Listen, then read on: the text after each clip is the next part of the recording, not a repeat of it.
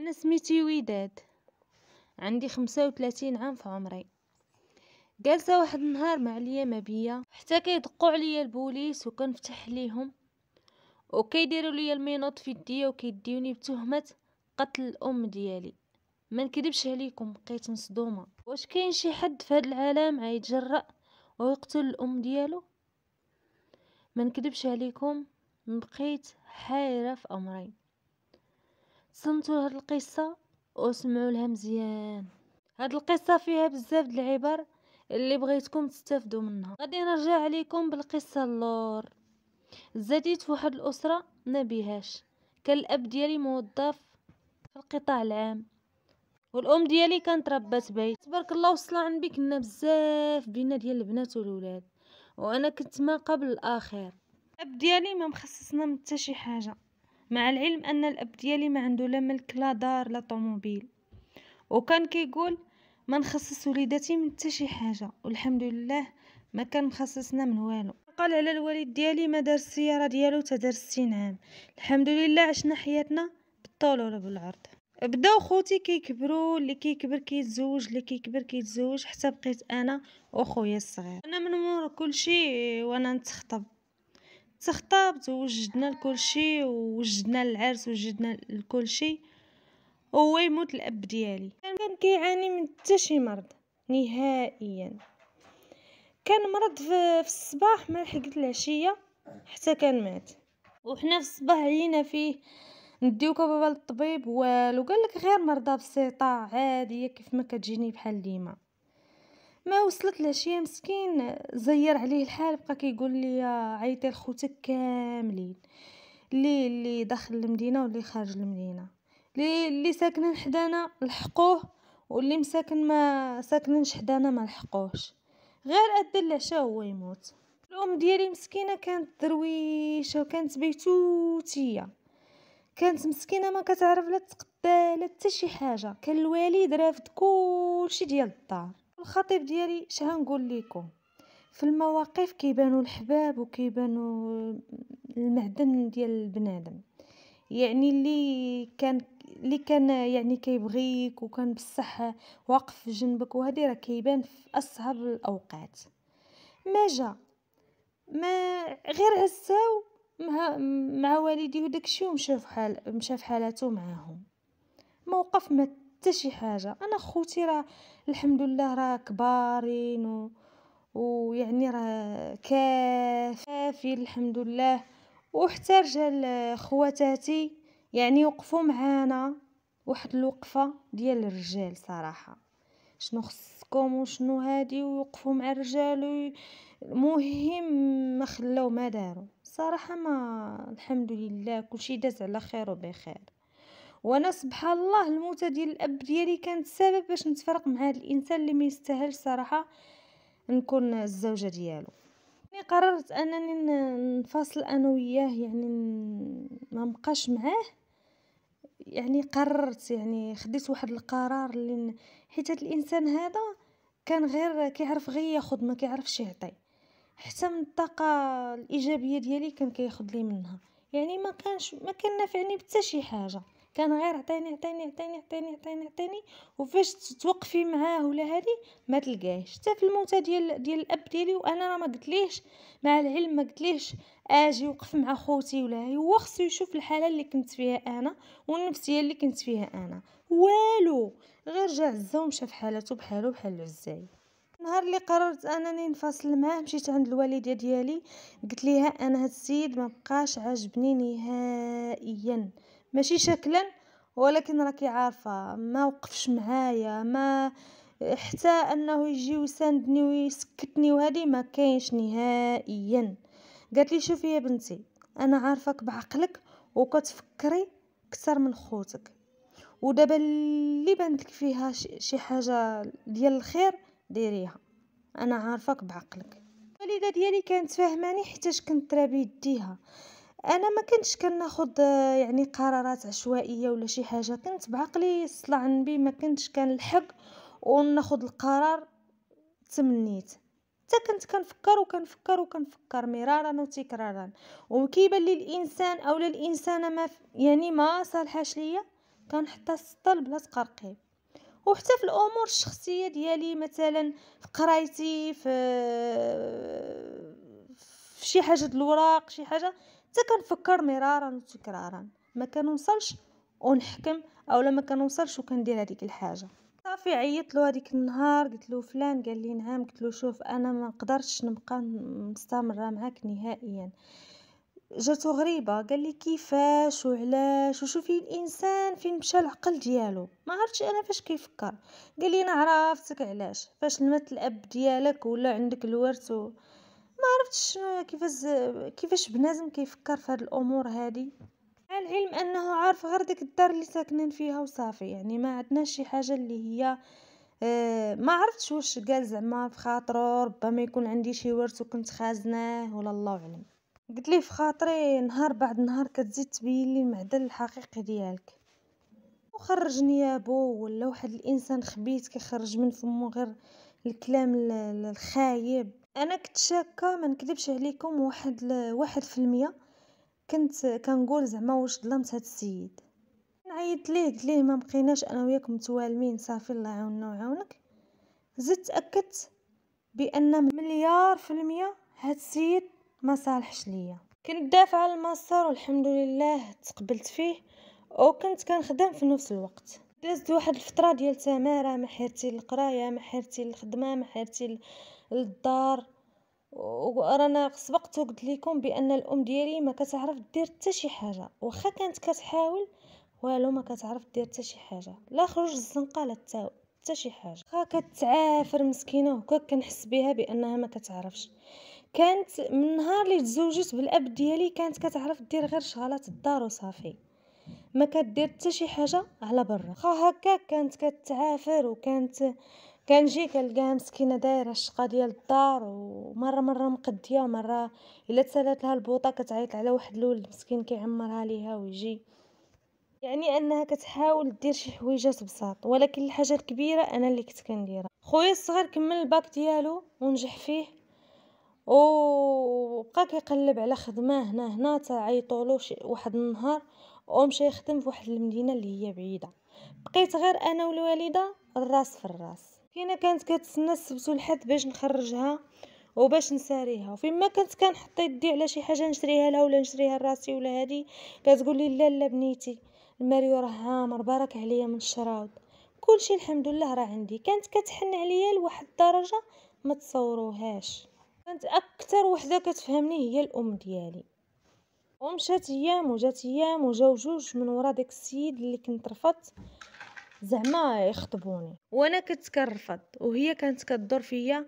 ولكن انا ماشي على شي حاجه، انا عليها هي مسكينه ما عندها مع تجلس، وما كاينش اللي يدير لها حتى شي حاجه. وان الاخ ديالي سافر الصغير اللي كان ساكن معنا، هي راه صحيحه ماشي تقولوا راها شارفه ولا زعما عيانه ولا عندها شي اعاقه ولا شي حاجه. كانت كتقدر دير كلشي، تشد طاكسي بوحدها، كتسخر، كتمشي للحانوت، ولكن داكشي كديرو رغم عليها. يعني ماشي ولف، ما مولفاش بيه نهائيا. شافتني رفضت دوك الجوج اللي كانوا جاو خطبوني، ظهرت فيا قالت لي امتى بنتي عاد تزوجي وانتي زايده في العمر؟ سير ماشي زايده وكتصغاري. نشوف عيب ولد الناس ما يشوف عيبي. هكا كانت دايره الوالده، يعني حدوديه في طبيعتها وما كترضى بحد. نمشي انا نروح ولا بحال هكا وتجي تبغي تسكن معايا، زعما نسكنها معايا انا، ما تبغيش وما تقبلش نهائيا. جات ايام وجات ايام، وصلت لسن 33. بقات الام ديالي بغات تاكلني. نوضي يا بنتي تزوجي وديري ولادك. وحتى خوتي اللي مزوجين ودايرين وليداتهم داروا فيا كاملين. وكان جا خطبني واحد السيد داك الايام، وقبلت عليه وتزوجت. صراحه ما بقاتليش الفرصه فاش نعزل وفاش نختار وصافي.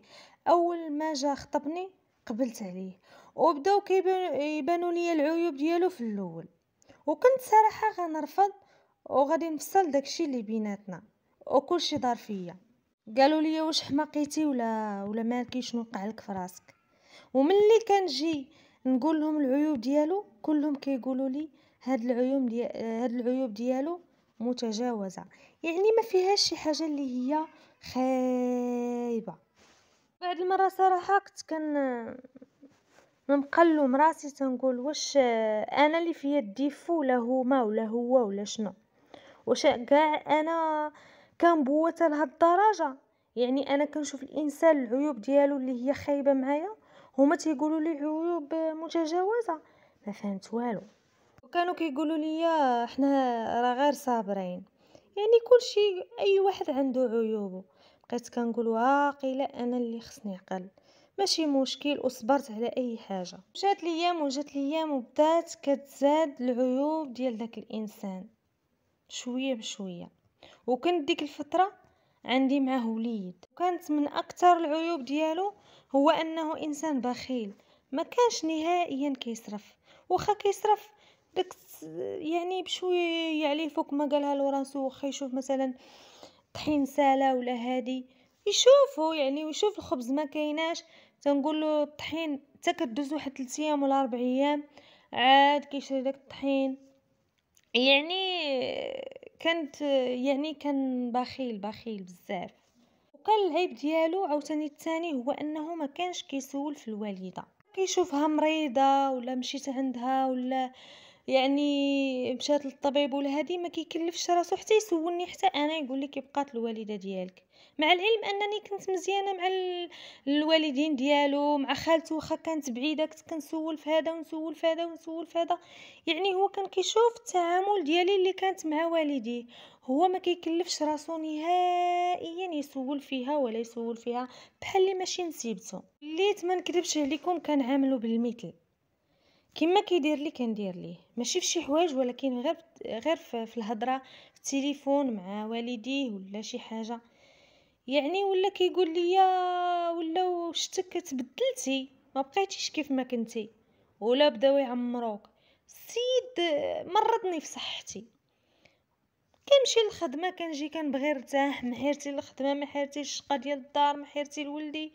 والسيد كثروا فيه المشاكل بزاف بكثره الفراغ اللي كان عنده. وكانت عنده واحد الخدمه يعني مريحه، كان كيشد الكرسي ويجي في حالته العشيه كامله وهو جالس في الدار. بعد المرات ما كيكونش نهائيا خدام وهكا كيبرز لي راسي انا اللي كنقيل خدامه ونجي ما حيرتيش الشقه ديال الدار ما حيرتي. ولا كيشوفني حتى انا ما كنتعاملش مع والديه مزيان كيف ما كيتعاملش هو مع الام ديالي. ولا كيقول لي كيحرشوك، ولا الام ديالك هذيك اللي كتقيلي عندها وتقيلي كتوسوسي انت وياها ولات كتحرشك على والديا، تكون غير هي وما كاينش شي واحد من غير. تعرفني ما كنمشيش عند خواتاتي، ما كنتلاقاوش تقريبا من 15 ل 15 ولا من شهر لشهر. يعني الام ديالي اللي كنمشي عندها تقريبا 2 مرات في السيمانه. يعني خواتاتي خدامات وانا خدامه، يعني ما عندناش الوقت اللي نتلاقاو فيه. داكشي علاش قال لي الام ديالك هي اللي كتحرشك. وعارف ومتاكد بان الام ديالي درويشه وكتبغي غير السلم والسلام، وديما كتوصيني عليه ديري عقلك بنتي مع راجلك وتهلاي فيه، اللي بغاها لك ديريها له.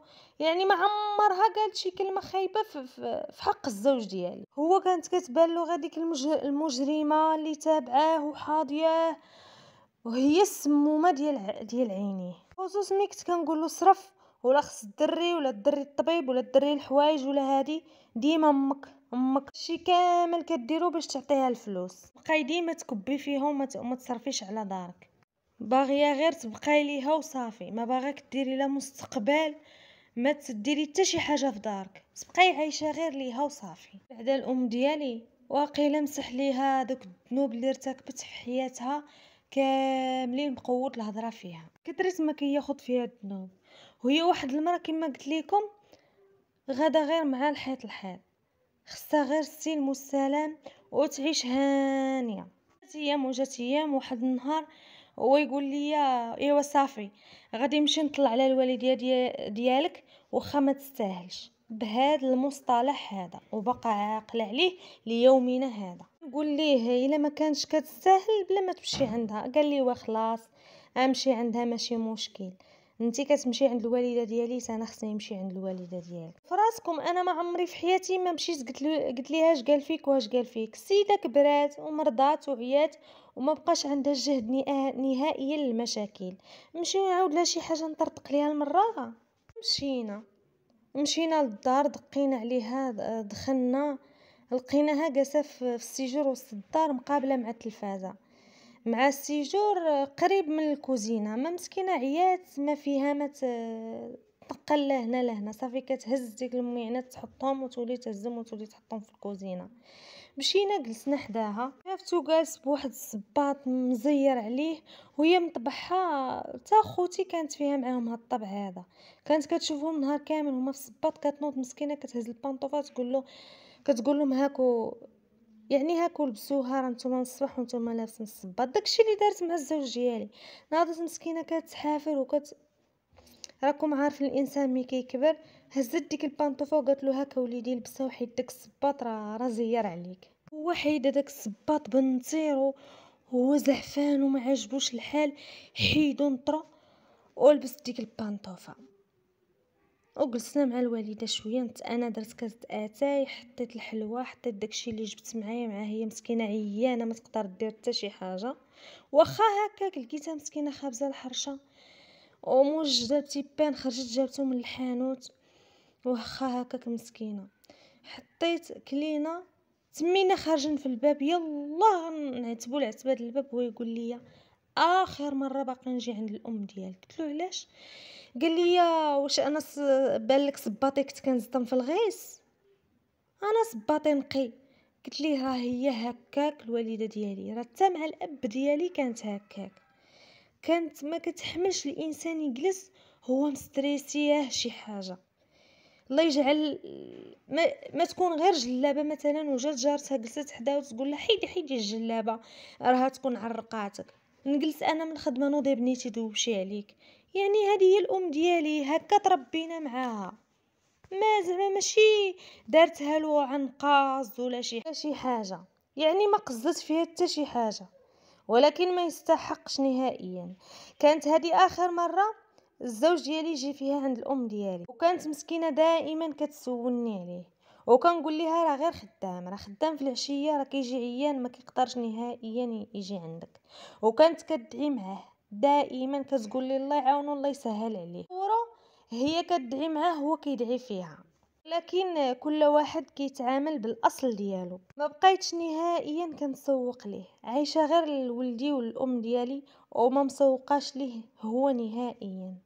كنخليه يقول اللي بغا ويدير اللي بغا. الحمد لله على ديك الخليصه اللي عندي، وربي داير لي فيها البركه وعايشه بها ومعيشه بزاف د الناس معايا بها.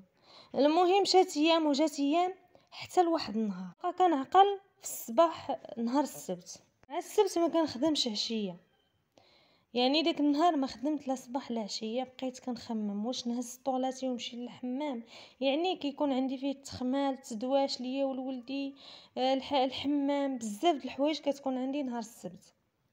وانا كنخمم حتى كنسمع الدقان في الباب، شي واحد كيدق بالجهد، بحال شي واحد مغزف على ديك الباب جالس كيدق فيها بديك الطريقه. كنت عريانه، لبست عليا واحد البينوار يعني بالزربه وانا نحل، كنحل كنلقى البوليس، يعني بصطافات بالبوليس، يعني الدنيا مطوقه. قالوا لي انت هي فلانه بنت فلانه؟ قلت لهم هي انا. ياك لاباس كاين؟ قالوا لي راه عندنا امر باش نديوك معانا. قلت لهم شنو درت بعدا باش ديوني معاكم؟ قالوا لي خصك تمشي معانا وصافي تما وتعرفي. قلت لهم ولدي صغير ما عندي فين نخليه، راه ما كاين غير هو مسكين جالس كيبكي. قالوا لي والو خصك تمشي معانا. شفت خرجت جارتي حيتاش كان الصداع وداكشي، وانا نقول ليها عافاك لما خلي معك ولدي حتى نرجع، وسيري عند راجلي معاه، هي كانت كتعرف راجلي فين كاين، فين كان خدام. قالت لي واخا. قلت ليه قولي له راه داوها البوليس تتبعني. كدبش عليكم داك النهار عمري ما نساه ولا نساه من بالي. الدنيا مطوخه بالناس، كلشي كيشوف الجيران وانا خارجه قدام الجيران والبوليس شادني، وفوق من هادشي ما ينطني من يديا بجوج وانا ما درت حتى شي حاجه. والمشكل هو انني فاش غنوصل للكوميساريه غنتصدم بالهضره اللي غادي يقولوا لي، اللي تكون صدمه كبيره، ماشي بحال كاع ديك انهم جاو عندي والناس خرجوا. كانت صدمه كبيره على قلبي. غير وصلت للكوميساريه قلت ليهم اش كاين، فسروا ليا، رانا ما فاهمه والو، فسروا ليا وحيدوا لي هاد المينوط هذا من يدي، راه شوها اكثر من كل شيء، انا راه ما دايره والو، انا جالسه في داري حتى دقيتوا عليا وجبتوني. هو ينطق واحد قال لي راكي متهمه بالقتل الام ديالك. شنو؟ صدمني. قلت ليه انا يلا هضرت مع الام ديالي ما مالها والو، ما كاين حتى شي حاجه، فهموني شنو كاين. قال لي هادشي اللي كاين هاد الساعه انا غنقتل الام ديالي، هادشي راه ما يصدقوش العقل. شوفوا شي حاجه، راه الام ديالي راه ما مالها والو، وانا كنت في داري ما عندي حتى شي علم بهذا الشيء هذا نهائيا. بقاو يتحقوا معايا ويسولوني شي اسئله وانا ما متيقاش راه الام ديالي ميته. صدموني صدمه العمر، ما بقيت فاهمه والو. قالوا لي فين كنتي في الصباح؟ قلت لهم غير في الدار، انا راه ما خداماش، وديت ولدي لاكخاش وجبتو مع 12 ودرت الغدا وعيطت لراجلي قلت ليه اجي تغدا. قال لي هاد النهار انا ما غاديش نجي نتغدى، رانا غنجي معطل، رانا خدام. هادشي اللي كاين. وفاش جيتو عندي رانا جالسه كنفكر واش نمشي للحمام واش نجلس. المهم هادشي اللي كاين، ما خرجت ما حتى شي حاجه. قالوا لي واش عندك شي شهود انك ما خرجتي ما والو ما شافك حد؟ قلت لهم انا ما شفت حد، ما سلمت على حد، حتى لا شافني شي واحد وانا ما شفتوش الله اعلم. انا الطوموبيل ديالي ما حركتهاش نهائيا. قالوا لي ربما تكوني مشيتي في الطاكسي. قلت لهم هاد الهضره نهائيا ما كايناش، ودابا غير فسروا لي واش الام ديالي ماتت. قال لي راها ماتت. وبقيت كنبكي وكندب وكنغوت. ما حيرتي الام ديالي اللي ميته ما قدرتش نمشي نشوفها، ما حيرتي الاتهام اللي اتهموني به، ما حيرتي لولدي اللي عند الجيران. ما بقيت عارفه ما على من نبكي وعلى من نحزن وعلى من حرت. غادي نعاود لكم على الام ديالي. الام ديالي كانت عندها واحد الصديقه ديالها مقربه ليها، يعني قدها في العمر وكل شيء، وكتجي عندها ماما كتمشي عندها يعني مع بعضياتهم صحابات. ديالي من طبعها ملي كتعرف الصديقه ديالها عتجي عندها داك النهار كتخلي الباب مردود، كتكا وكتخلي ما فيها مسكينه مرا كبيره ما فيها ما تنوض تحل الباب. هذاك الشيء اللي كدير دائما. داك النهار ديال داك السبت الصديقه ديال الام ديالي بغات تجي عندها، يعني خلات لها الام ديالي الباب محلول كيف ما العاده. ودخلت عندها ردات الباب ودخلت عندها بقات كتعيط لها فلانه فلانه فلانه فلانه، ما جاوبها حد. قلت راه ما عندها فين تمشي، ويعني السيده لا انا دايره معاها عنجي عندها، واش هاد الشي زعما. وبقات كتقلب، مشات لبلاصه في وسط الدار اللي هي فيها ما لقاتهاش، لقات البيت النعاس ديالها مردود، قالت نشوف. دخلت لقاتها متكيه وجرى عليها الغطاء. بقات فلانه فلانه فلانه صافي. قالت راه ناعسه نخرج في حالاتي. هي خارجه وبقات كتقول وخصني نشوف شنو كاين، ربما تكون سخفانه ولا شي حاجه بحال اللي علمها الله مسكينه. وهي تحيد ديك الغطاء على وجه الام ديالي. حيدت الغطاء بقات كتحركها ما تحركاتش، شافت بان الزروقيه طالعه على وجهها. صافي قالت راه السيده ماتت. حطتها هكاك خلاتها بقات تقلب في التليفون مسكينه، ما عرفتش النمره مع مرا كبيره باش تعيط لي زعما والو. عيات ما تقلب على النمره والو ما عرفاتش. وخرجت للزنقه وهي تلقى واحد الولد ولد جيراننا. قالت ليه فلانه راه اش كاين واش كاين. قال لها هداي ما تقاسي حتى شي حاجه، انا عيطوا للبوليس. قالت له هي لا نعيطوا لبنتها. قال لها نعيطوا للبوليس. وداك الشيء اللي داروا، عيطوا للبوليس، جاو قلبوها عرفوا تاكدوا بانها ماتت. ومنين قلبوها لقاو واحد الخداجي في العنق ديالها وفي يدها في وجهها، يعني تاكدوا بانها ماتت مقتوله.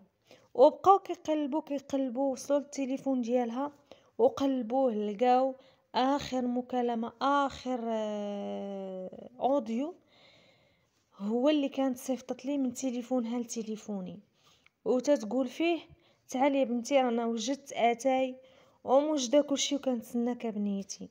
ما انا ولدي دائما كيشد التليفون ديالي وكيبقى يلعب فيه، ربما هذا هو الغلط اللي درت، انني كنت عاطيه له ديك النهار كيلعب بيه.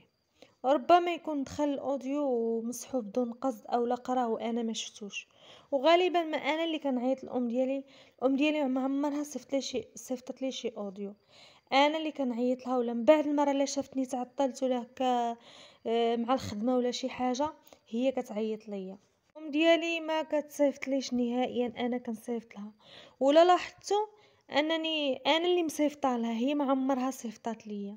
بقيت كنقول لهم مستحيل ان الام ديالي هزت التليفون ويعني وقالت لي فيه ديك الاوديو هذاك. قالوا لي كيفاش؟ قلت لهم كيف ما كتسمعوا. بداو تاكدوا وشافوا بانني انا اللي كنعيط لها ماشي هي.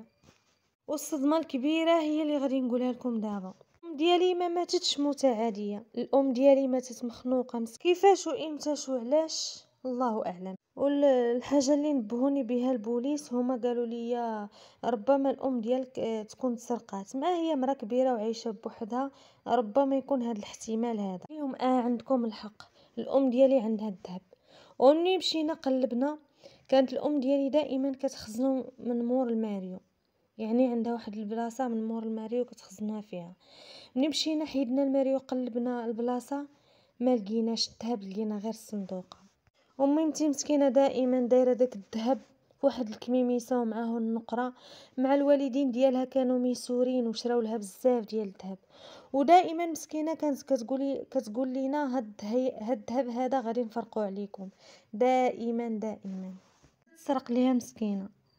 ومع العلم ان عندها واحد الحويلقات ما كتحيدهمش من ودنيها، حتى هما ما كايناش. كيسولوا البوليس الجيران واش شفتوا شي واحد دخل، واش بالكم شي غاشي، واش بالكم شي حاجه.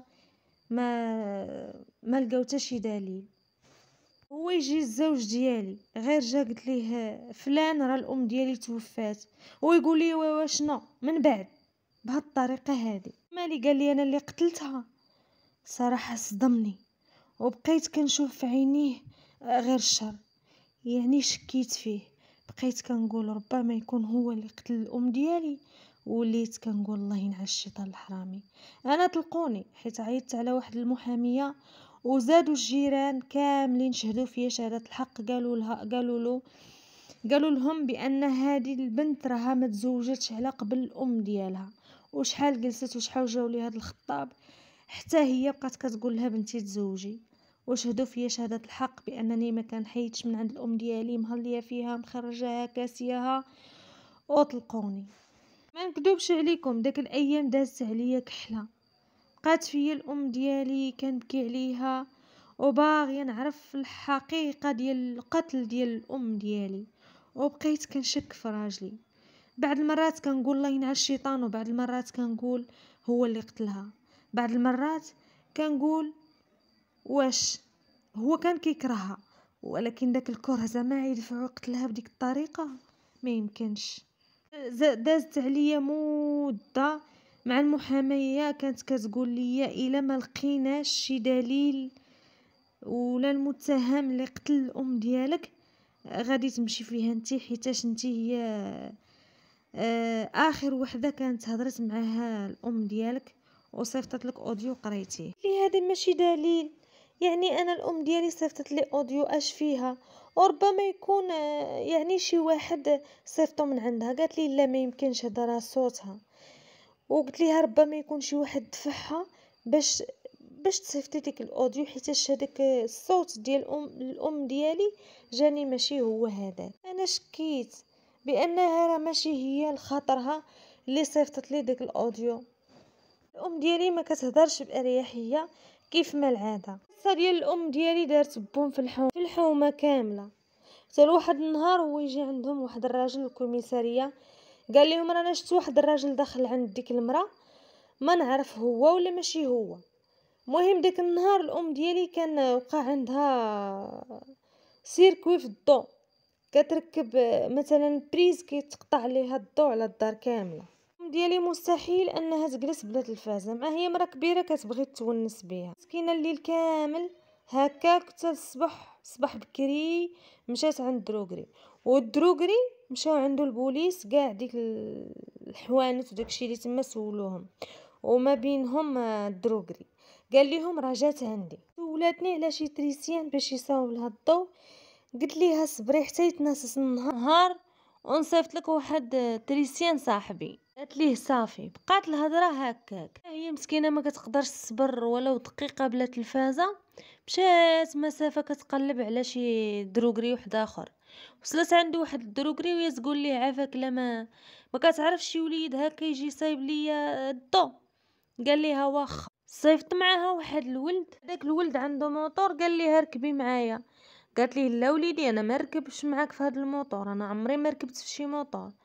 منين شافها هكاك هو يخلي ديك الولد الموطور ديالو عند داك مول الدروغري ومشى معاها على رجليه. وهذاك مول الدروغري كان كيسد بكري، شافو تعطل بدا كيصوني عليه ما تيجاوبوش، المده ما جاوبوش، في الاخر هو يجاوبو. قال ليه فين تعطلتي عليا اليوم، خليتيني بلا غدا وخليتي الموطور ديالك عندي هنايا. قال له غير اسكت، رانا ديك الدار اللي مشيت ليها راه روينه وصافي، الضو تقولي فيه الجنون، ما بغاش نهائيا يتصايب ليا. كانت هذه هي الهضره اللي قال السيد للبوليس. قال لهم فاش رجع عندي مول الموطور رجع متوتر، وكنت كنسالو واحد الفلوس كان دائما كيقول لي دابا نجيبها لك. وفاش رجع وقال له تجيب لي ديك الفلوس، قال له اين فلوس، بقاو التوتر اللي هو فيه. راك جيتي باش تعطيني الفلوس وكذا وهادي، عاد تفكر وقال له هاك صافي مشى. وبقاو كيقلبوا البوليس على داك الولد، وبصعوبه باش لقاو حيتاش كان مخاوي المدينه وحتى دارهم. جابوه للكوميساريه وبقاو كيسولوا فيه. في الاول نكر، وفي الثاني بقى يقول لهم انا ما تفاهمتش مع هاد السيده بخصوص الفلوس، شي في الباب. وفاش بقى كيدخل ويخرج في الهضره البوليس تاكدوا بانه هو مول الفعله، وبقاو مزيرانه حتى اعترف. كيعاود لهم كيقول لهم انا من خلال الهضره ديالي معها عرفت بانها ساكنه بوحدها، دخلت وصايبت لها الضو، وفاش ساليت قالت لي تسنى ولدي تندير لك الفطور. جلست وانا نشوف بيت نعاس محلول، بقيت كنقلب في البلاكار، كنقلب انا جاي على اساس انني نصايب الضو. فاش شفتها بوحدها وعاودت لي بغيت نسرقها، ما جايش نهائيا على اساس يقتل. فاش دخل ولقى ديك الصنيديقه عامره بالذهب هزها وهو خارج من الباب، والمراه جايه من الكوزينه غتشوفو. فاش شافتو شنقت له على الجاكيطه ديالو، هو كيجر وهي كتجر. قالت له فين غادي، دفعاتو. فاش دفعاتو قال ليها عافاك راه انا الوالده مريضه وبقى كيعاود ليها، هو كيعاود ليها وهي قالت له انت شفار وكتحجج بالظروف. فاش شافها كتقول له هكاك دفعها على السداري. فاش دفعها بغى يخرج هي بقات كتغوت من سمعها كتغوت، وبقى بقى كيقول السيده كتغوت وغيتلاقاوني الناس في الدروج. رجع ليها هز مخده وحطها لها فوق فمها باش تسكت. هو كيقول ما كنتش ناوي نقتلها، سكت ليها القلب مسكينه. الطبي كانوا كيقولوا بانها خنق، ماتت مخنوقه وما ماتتش بالمخده، ماتت بيدو حيتاش لاطراس عندها في وجهها. هو كيحلف تيقول لهم انا كنت ناوي غنسكتها. هو كان ناوي يسرق ولكن حتى طاح في جريمه قتل والسرقه. كان هو كيسحب له عاود كل شيء، ونسى داك الاوديو اللي صيفطات ليا الام ديالي في داك الوقت هذاك اللي كان معاه هو فيه. هو كان ناوي يسرق. فاش جبدوا البوليس الرساله الصوتيه تما فاش زير، وبقى كيكذب في الاخر هو يتزير بدا كيعاود الحقيقه. قال لهم انا فعلا دخلت على نيه انني نشفر. فاش شفتها مرا بوحدها وداك الشيء نويت نشفرها. وفاش حطت لي فطور بديت كنخمم باش نصفيها ليها. بعد ما فطر وسالا شد السلاح الابيض كان معاه وحطوا لها على العنق ديالها وبدا كيهدد فيها، يقول لها قولي شنو كاين، شنو عندك الاولاد ولا ما عندكش. وهي تبدا تعاود ليه مسكينه. قال لي يلا هزي التليفون وصيفطي لها رساله صوتيه لبنتك وقولي لها دابا تجي. وفاش مسكينه هي شافت السلاح الابيض وشافت راسها صافي، وهي تصيفط لي ديك الاوديو، صيفطاتو لي مسكينه، خنقها وقتلها وهزها من وسط الدار ودخلها لبيت النعاس وغطاها بحال اللي ما كاين حتى شي حاجه. وفي الطبله اللي كانوا كيفطروا فيها هز الكاس وحيدو، زعما راه كانت كتفطر غير بوحدها. الكاس غسلو ردو للكوزينه بحال اللي ما كاين حتى شي حاجه، وشد الجفاف وجفف الدار كامله باش ما يبانش بان شي اثار ديال شي واحد كان معاها. سلام الجريمه ديالو هز داكشي وخرج من الدار، قال راه صافي راه مرا كبيره غادي فاش يجيو عندها غيلقاوها ميته موتت الله وصافي. ما شافش داك الاطراس اللي فيها وجهها مسكينه اللي زرق بقوه الخنيق اللي كان كيخنقها. ما سحبلوش بان كاين تشريح وغادي يبين كلشي وغادي يبان كلشي في الحقيقه. وكانت هذه هي القصه ديالنا ديال اليوم، وكانت قصه للعبره. اللي بغى يدخل شي بلومبي ولا شي تريسيان تيتاكد بانه فعلا بلومبي ولا تريسيان ويعني ومعروف وكل شيء كيعرفوا. ما تجيوش وتدخلوا من ولا لديوركم. لما كانش ديك السيد ما معروفش وما كيعرفوا حد، يكون معكم على الاقل شي واحد. بعد المره مرا كبيره، مرا بوحدها، واحد انسان ما عنده جهد ويدخل شي واحد ويتسبب له في الموت ديالو. حال ديال الحالات وقعوا ديال الاعتداء وديال القتل بهذه الطريقه هذه. الحالات ديال السرقه وقعوا، وانا الام ديالي كانت هي اسوأ حاله، كانت سرقه وقتل في نفس الوقت. وصلت لنهايه القصه اللي كنشكركم كاملين على الاستماع ليها. السلام عليكم.